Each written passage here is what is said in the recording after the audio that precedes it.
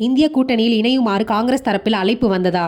வந்திருந்தால் ஏன் விஜய் நோ சொன்னார்? தமிழக அரசியலில் தற்போது இந்த கேள்விதான் பரபரப்பை கிளப்பியுள்ளது. தகவல்களின்படி காங்கிரஸ் தலைமையிலான இந்திய கூட்டணியில் இணையுமாறு தாவேகா தலைவரிடம் கோரிக்கை வைக்கப்பட்டதாக கூறப்படுகிறது. ஆனால் அதற்கு உடனடியாக சம்மதம் தெரிவிக்காமல் விஜய் காத்திருக்குமாறு முடிவை எடுத்துள்ளதாக அரசியல் வட்டாரங்களில் பேசப்படுகிறது. அதற்கு காரணம் என்னவென்றால், அரசியல் நோக்கர்கள் கூறுவதாவது, தற்போது தமிழக அரசு நிதி நெருக்கடி உள்ளிட்ட பல்வேறு நிர்வாக சவால்களை சந்தித்து வருகிறது. இந்த சூழலில் மத்திய அரசுடன் தேவையற்ற மோதலை உருவாக்காமல் நிதி ஒதுக்கீடுகள் மற்ற வளர்ச்சி திட்டங்களை பெறுவதில் கவனம் செலுத்த வேண்டும் என்ற ஆலோசனைக்கு விஜய் வழங்கப்பட்டதாக தகவல்கள் வெளியாகியுள்ளன.